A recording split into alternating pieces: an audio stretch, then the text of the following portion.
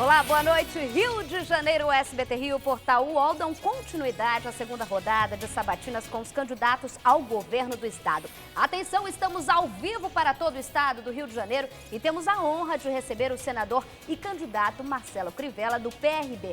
Juntos nessa sabatina estão os colegas Mário Magalhães, do Portal UOL, Humberto Nascimento, editor-chefe do SBT Rio, e direto de São Paulo, comentarista do SBT, Kennedy Alencar. E a primeira pergunta é da mulher aqui, da nossa salinha, sou eu. Boa noite, Boa candidato. noite, muito a primeira obrigado. pergunta, vou direto. Sim. É um problema que batia apenas lá em São Paulo e agora está amedrontando a gente. Muitos dizem problema hídrico, eu já vou falando logo. É falta de água mesmo.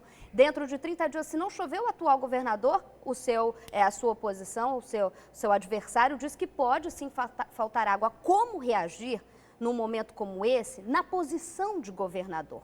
Olha, muito obrigado a vocês por me receberem aqui no SBT e obrigado ao telespectador pela audiência. Eu acho que faltou ao governo um plano de contingência. Realmente, se não chover em 30 dias, tivermos uma estiagem, a probabilidade é pequena, vamos ter algum problema. É preciso ter uma conscientização. Órgãos públicos, pessoas, escolas, universidades, para não gastar água como gastávamos antes. É preciso também a gente começar a pensar em dessalinizar a água do mar. Há países que só vivem disso agora, é o caso de Israel, e são 10 milhões de habitantes. Não só dessedentalizam os animais e as pessoas, mas também plantam e criam peixe com água dessalinizada. De tal maneira que é uma série de medidas que a gente precisa ter para se precaver. O governo vai ser pego com calça curta aí, se houver esse problema. Queira Deus que não haja. Tá certo, agora eu vou com o meu colega Mário Magalhães. Senador, não há duas éticas. Todos nós temos uma só, que se expressa nos diversos ambientes onde nós vivemos. O senhor é bispo licenciado da Igreja Universal do Reino de Deus e sobrinho do bispo Edir Macedo. Nos anos 1990, época em que o senhor era hierarca da Universal, foram filmadas e divulgadas cenas do bispo Macedo ensinando pastores a arrecadar dinheiro dos fiéis na base do dá ou desce. As palavras são do seu tio. Eu pergunto, era com aquele método que o senhor arrecadava dinheiro dos fiéis? E também, são esses valores e essa ética que o senhor pretende levar para o Palácio Guanabara?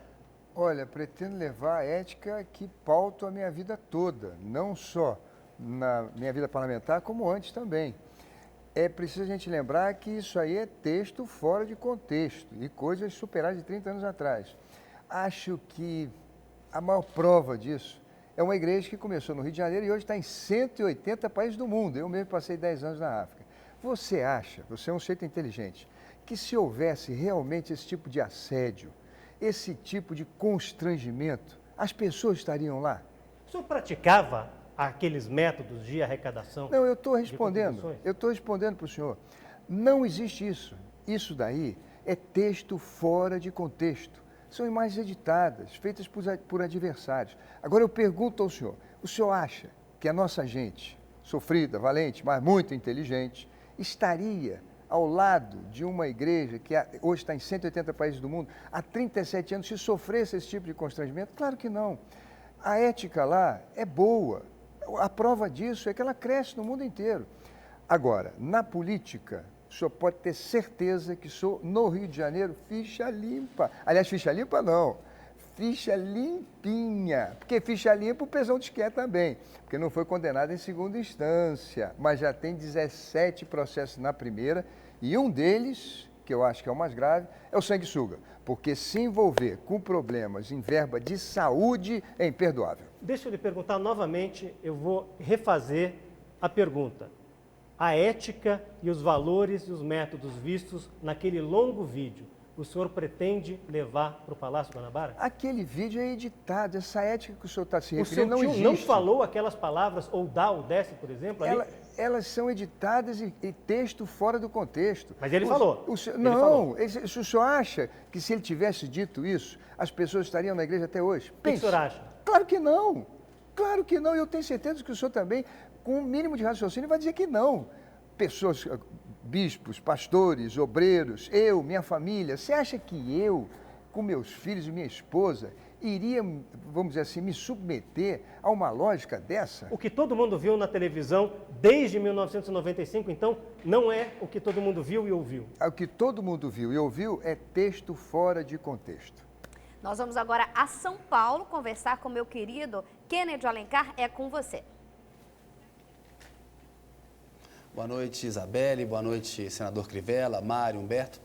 Senador, em sabatina aqui no SBT, o governador Luiz Fernando Pezão disse que se o senhor for eleito para o governo do estado do Rio de Janeiro, haverá um risco de aparelhamento de cargos e de programas sociais por integrantes da Igreja Universal do Reino de Deus.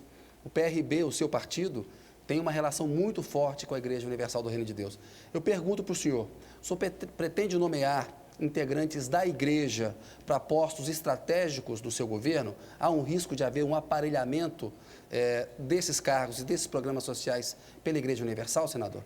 Kennedy, basta você olhar o meu gabinete. 12 anos no Senado, não teve isso. No Ministério da Pesca, não teve isso. No governo também não terá. Não é que está proibido um membro da minha igreja fazer parte do governo, desde que tenha competência e possa exercer bem suas funções com honestidade. Mas jamais faria preconceito contra espírita, contra católico.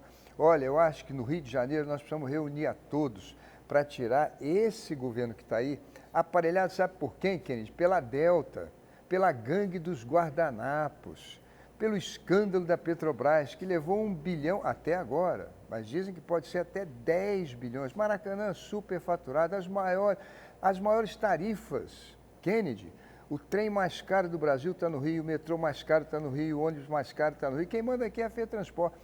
Esse aparelhamento é que o povo está preocupado. Para concluir, o povo do Rio de Janeiro não está querendo discutir política com religião. O povo do Rio de Janeiro está querendo discutir a separação entre igreja e Estado. Política com corrupção. Pois é, mas a separação igreja e Estado é um princípio civilizatório centenário, né? E o PRB, o seu partido, tem uma ligação forte com a igreja. Claro que separar Estado da corrupção é fundamental, mas o senhor também apoia o governo federal da presidente Dilma Rousseff, que sofre acusações de corrupção na Petrobras. O senhor faz parte dessa base de apoio ao lado do PMDB lá em Brasília. Mas voltando à questão entre igreja e Estado, essa mistura de um partido político com religião, ela não é ruim para a democracia? Que o Estado ele não deve ser laico e separar os assuntos religiosos do ofício, do exercício do poder, senador? Kennedy, claro, isso desde 1889, quando nós proclamamos a República, se separou o Estado da Igreja, e naquela época era a Igreja Católica, evangélico naquela ocasião, não podia ter cargo público, não podia ter reunião pública, podia se reunir dentro de casa. E quando surgiu a escola pública, foi uma guerra, porque os bispos católicos diziam que católico não podia nem aprender, nem ensinar em escola pública. Mas isso foi superado, nós já tivemos 6 constituições desde então, existem leis contra isso. É infantilidade supor uma coisa dessa. Eu tenho certeza, Kennedy, que você está cumprindo sua obrigação de fazer essa pergunta, mas que você sabe no íntimo que ninguém, nem eu, nem ninguém tem condições de fazer isso. Juntar Estado com igreja. O PT, por exemplo... Na campanha eleitoral de 2010, senador, a Deixa questão eu acabar, religiosa, Kennedy, do aborto, questões morais, elas tiveram um peso grande na campanha de 2010. Uma fatia do eleitorado é sensível a esse tipo de questão. E a gente viu na eleição passada e até nesta eleição, por exemplo, pastores como o Silas Malafaia, que são pastores homofóbicos, né? Então, há uma mistura da religião com assuntos de Estado que é perigosa. E, nesse sentido, é importante que um candidato ao governo do Rio, alguém que vá assumir o governo do Rio, tenha bem claro a separação, né? Um muro claro separando uma coisa da outra, não? Eu emendo porque parece que está meio que na moda, o senhor fala de separação a política, mas o Kennedy citou muito bem pastores homofóbicos que parece que eles fazem questão de juntar esses dois temas, o que é perigoso. O que o senhor acha disso? Olha, eu acho, mas eu queria que vocês deixassem eu terminar de responder, porque vocês ficam cortando, isso não é democrático. Olha aqui, vamos colocar o pingo no i. O que os pastores vão ao Congresso pedir para a bancada dos cristãos, católicos, espíritas, evangélicos, para não votarem? É um princípio da democracia, que não se cerceie o direito da liberdade religiosa. O problema é o seguinte, todos são a favor de criminalizar a homofobia. Qualquer ataque psicológico, físico, moral contra homossexuais. Proibir de entrar, de expressar a sua afetividade, proibir de entrar em algum ambiente, expressar a afetividade e sofrer qualquer cerceamento na vida pública ou privada, em acesso a cargos, em concursos públicos. Todo mundo é a favor disso. Agora, os pastores querem ter o direito de pregar dentro das igrejas dele, fora das igrejas dele, o que eles acreditam, desde que não ofendam, desde que não haja violência. Então, a posição de dizer que evangélico é homofóbico, católico é homofóbico, é muito radical. Agora, no Estado, como homem público, Kennedy, me ouça, por favor, eu nunca fiz um discurso, ou qualquer atitude, ou qualquer recurso, qualquer coisa que fosse contra os direitos e garantias individuais dos homossexuais ou de qualquer outra pessoa. E não tem o menor risco de, vamos dizer assim, misturar Estado com igreja, porque são coisas que já foram separadas há centenas de anos. Isso são argumentos para os meus adversários, mas não tem nenhum cabimento uma coisa dessa. Humberto Nascimento, editor-chefe do SBT Rio. Candidato, antes do senhor, o seu grupo político tinha um outro expoente em Brasília. Era o também bispo Carlos Rodrigues, ligado não só à Igreja Universal, como também à TV Record. O bispo Rodrigues conseguiu ser um recordista em Brasília, ele colecionou escândalos. Foi denunciado no caso dos funcionários fantasma da Loterge em 2004, foi preso na máfia dos sanguessugas em 2006 e tornou a ser preso ano passado no caso do Mensalão. Isso não é um péssimo exemplo de mistura, não só de religião como política, como também com interesses privados? Claro que é um péssimo exemplo, mas foi punido. Em todo lugar, Alberto, há gente boa e há gente que precisa de correção, que tem desvios. Tem no SBT, tem na Globo, tem na Record, tem nos partidos políticos, todo lugar é assim. Agora, quem teve desvio de conduta será punido, será disciplinado. É bom que sirva de exemplo à coletividade e é bom para ele próprio, foi isso que ocorreu. Agora eu quero lembrar uma coisa, hein? Eu saí do PL junto com Zé Alencar, católico, presidente de honra do meu partido, Zé Alencar Gomes da Silva, para fundar o PRB, exatamente por não concordar com aqueles métodos.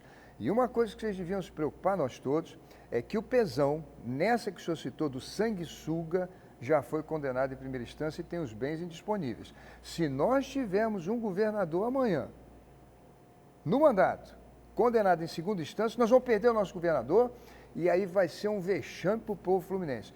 Vou repetir, Pezão foi condenado em primeira instância no sanguessuga, recorreu, portanto é ficha limpa, você deixa de ser ficha limpa na segunda instância, mas foi condenado e tem os bens indisponíveis. Mas, senador, só para concluir essa questão, é o seguinte, quando estourou o primeiro escândalo, né, da Loterge, do caso Valdomiro Diniz, vocês afastaram o bispo Rodrigues. Isso em 2004. Ele foi reincorporado à Universal em 2009, já condenado, já preso, já tinha sido preso no caso do sanguessuga. E recentemente ele estava prestando serviço para uma rádio ligada também à Universal. Assim, que punição é essa que está no grupo ainda? Olha, reincorporado à igreja não foi não. Não é pastor, não é bispo. Eu não pertenço mais à igreja, nem à administração da igreja há 12 anos. Mas acompanho... Mas as rádios, a rádio vinculada à igreja. Sim, participar como membro, eu acho que ele deve participar. Não, ele é sócio. Consta uma sociedade dele, ainda que minoritária, mas consta uma sociedade. Mas a igreja não pode ter rádio, nem televisão. A igreja, clube de futebol e partido político não pode ter nenhuma propriedade em meios de comunicação. Se ele tem a propriedade privada dele, eu não sei. Se participa da igreja, é como membro. Pastor e bispo, não é. No meu partido também não está. Agora, se ele está trabalhando em alguma empresa que presta serviço à igreja, a igreja não tem empresa, vamos dizer assim, é uma questão humanitária. O sujeito também não pode, você não vai querer matar o sujeito. Cometeu um erro, está preso, inclusive agora, mas tem que trabalhar, tem que sobreviver, tem que se reeducar, né? Mário Magalhães? Senador, se a questão fosse religiosa, eu não voltaria ao assunto, porque cada um tem o direito de ter a sua crença e de manifestar a sua crença. Mas há interesse público de um candidato a governador do estado. Os poetas compuseram e cantaram o lindo verso "Qualquer maneira de amor vale a pena". Mas, como o preconceito e o ódio persistem, só no ano passado, pelo menos 312 cidadãos e cidadãs foram assassinados no Brasil por motivações homofóbicas. uma morte a cada 28 horas, recorde mundial. O senhor, outro dia, afirmou que considera a homossexualidade um pecado. O senhor tem ideia de como tal convicção e tal declaração na boca de um homem público podem significar um incentivo à discriminação, à intolerância, à violência e ao ódio? De jeito nenhum. Isso é absolutamente... Pecado, senador. Ué, você, quando se refere a alguma coisa de ser pecado, o que você está querendo expressar é a sua sinceridade e a sua convicção, que é um direito seu. Agora, com amor e respeito. Eu não estou dizendo aqui que é uma inquisição nem para perseguir, nem para colocar na cadeia, nem que é doença, nem incentivar, mas é pecado. Por quê? Porque é o que a Bíblia diz e eu creio nela. O senhor não crê, mas eu creio, é um direito meu. Não coloque palavras na minha boca. Em que passagem a Bíblia diz que a homossexualidade é pecado? Em várias passagens. Agora o senhor também me respeite, não coloque na minha boca. Eu estou perguntando. O fato é o seguinte... O senhor é o candidato ao governo do Estado. Eu sei, mas eu mereço respeito também. E espero que o senhor me dê... Como eu estou respeitando o senhor? Você não deixou eu acabar de falar? Eu acho que respeito é a gente ouvir. Eu ouço o senhor, me ouça também. Sem colocar nada na boca alheia. Exatamente. Em várias passagens da Bíblia, fala isso, eu creio na Bíblia. Agora, isso não se expressa de maneira nenhuma como o senhor colocou nesse texto. Esse texto que o senhor colocou aí é completamente contra o espírito da Bíblia. Quando tem na Bíblia os pecados, é um alerta. É uma maneira de você tentar dizer para a pessoa de um caminho melhor, que você acha que é melhor. Pode ser que ela não ache. E você vai divergir com ela e ambos vão se respeitar e conviver perfeitamente. Deixa eu lhe dizer uma coisa. Na minha família tem pessoa homossexual que convive comigo há anos e vivemos bem. No meu gabinete tem também. Então não vai ser o senhor agora que vai me ensinar como me comportar ou me dar uma lição de ética que eu já pratico na minha vida. O senhor discorda do Milton e do Caetano quando eles dizem que qualquer maneira de amor vale a pena? É uma convicção deles, mas eles têm que respeitar a minha. É assim que é a democracia, a gente se respeita mutuamente. O que não pode é eu dizer para eles que tem que seguir a minha e eles dizerem para mim que eu tenho que seguir a deles. Cada um, na vida pública e na democracia, tem as suas convicções. Isso é da liberdade, é da justiça. Antes da gente ir para São Paulo lá com o Kennedy, eu gostaria de perguntar para o senhor. Agora está muito levantando em questão, principalmente pelo seu adversário, a questão do cimento social, em que e que o senhor fala bastante da questão do cimento social, a gente já até conversou sobre isso, que o cimento social só beneficiou fiéis da Igreja Universal do Reino de Deus. O que o senhor tem a dizer sobre essas acusações? Mentira! Isso é um absurdo, isso é uma calúnia. Na verdade, o Pezão sabe que vai perder. Eles já estão prevendo uma calamitosa e, eu diria, amarga derrota. E estão inventando mentiras cada vez maiores. Agora, essa vai ser desmentida no meu programa de televisão de amanhã, porque simplesmente fomos ao Morro da Providência e as centenas de pessoas que foram atendidas declararam que o Pezão mentiu. Ali tem espírito, ali tem gente que não tem religião nenhuma, ali tem macumbeiro, ali tem gente... Do cimento social. Do cimento social, de todos os credos. São argumentos falaciosos na tendência dele de tentar recuperar os pontos que perdeu. A realidade é que nós estamos à frente na pesquisa, vamos ganhar a eleição, eles estão preocupados e estão inventando essas mentiras. Tá certo? Kennedy Alencar, direto de São Paulo. Estamos ao vivo para todo o estado do Rio de Janeiro, só para reforçar aqui. Kennedy. Senador, qual que é a sua opinião sobre a adoção de crianças por casais gays? Olha, eu acho que é uma discussão que tem que ser feita na sociedade. Acho que é uma discussão que tem que ser feita hoje na sociedade, se debater. Agora, é impressionante como vocês só tocam nesse tema. Eu passei 10 anos na África, 2 anos no sertão, tenho 400 projetos no Congresso Nacional, fui ministro da Pesca, e vocês só falam na mesma tecla. Eu tenho a impressão que vocês estão zangados, senador, com os candidatos, porque não foi feito aqui o debate. Então foi feita uma entrevista. E aí vocês ficam só na mesma tecla. O que um governador, Kennedy, raciocine comigo, o que um governador tem a ver com uma matéria do Congresso Nacional? Eu acho que deve ser debatido, Kennedy. Eu já disse isso para você. Acho que todos têm que expressar seu pensamento. deve ir para o debate Mas público. o senhor não se diz nem a favor nem contra. E a decisão, eu acho que a gente tem que olhar, a gente tem que ver as circunstâncias, temos que ver quais são as condições socioeconômicas, quais são as crianças, como é que vai ser feito isso. Agora, eu quero saber por que vocês só falam sobre isso. Agora, o governador do Rio, eu senador, acho que aí é que está o preconceito. Diga. Não, eu acho que aí é que está o preconceito. Só um minutinho. Hoje, o preconceito é do jornalista em relação a um candidato que é cristão. Porque só se fala nisso, só se fala em homossexualismo, senador. Só se fala em casal gay, só se fala nos mesmos temas, quando a gente tem que tratar de educação, de saúde, de transporte, de habitação. As pessoas não vão votar em mim pelas minhas posições com relação à adoção de casais homossexuais. Por quê? Porque o governador não vai resolver isso. Não faz sentido a gente discutir isso aqui. A adoção de crianças, senador, que não tem um lar. O que nós temos que discutir são os assuntos do Rio de Janeiro, querido. É isso que eu quero que vocês entendam. Pois é, mas há crianças no Rio de Janeiro sem um lar. A adoção de crianças sem um lar não resolve por casais isso. gays é um problema importante.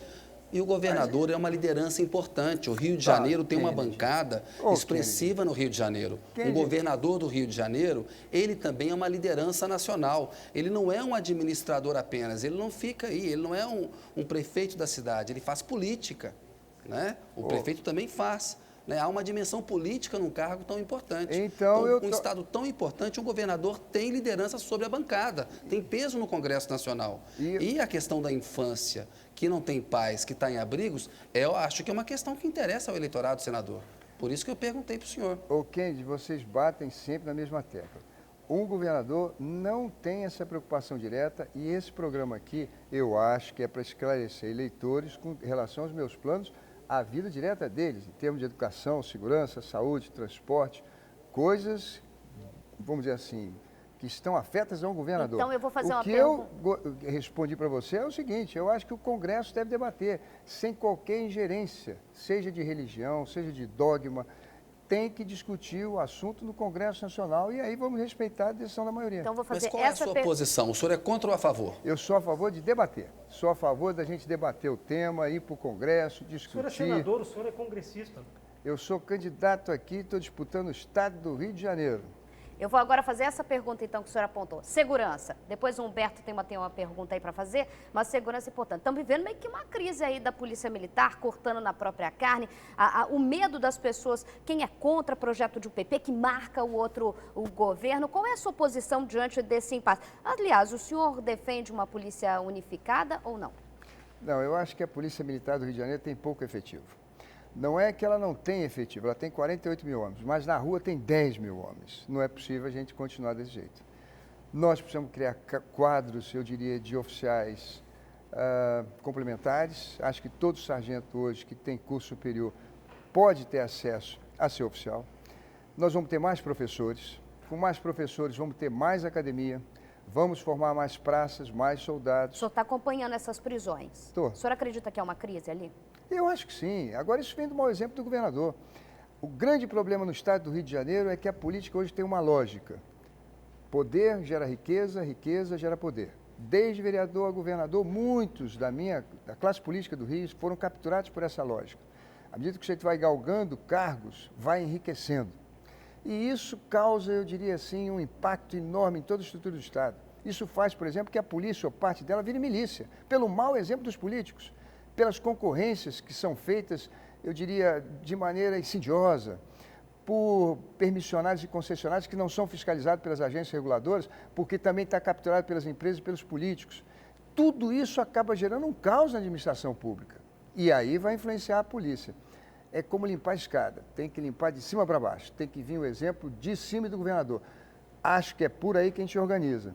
Mas, voltando aqui ao caso do efetivo da polícia, nós precisamos melhorar o nosso efetivo devido à violência, está muito grande, 10 mil homens não estão dando conta. Humberto Nascimento. Senador, caso o senhor seja eleito, vai contar apenas com 2 deputados na LERJ. São 70 parlamentares, né? Para formar a maioria não tem mágica. O senhor vai ter que compor, inclusive oferecendo cargos. Eu lhe pergunto, para governar, vai propor aliança também com o PMDB do Cabral e do Pezão? Olha, eu vou propor aliança com todos que concordarem com meus projetos. Homens e mulheres de boa vontade que queiram participar dos projetos que vou apresentar. Esse projeto vai ser discutido com a sociedade.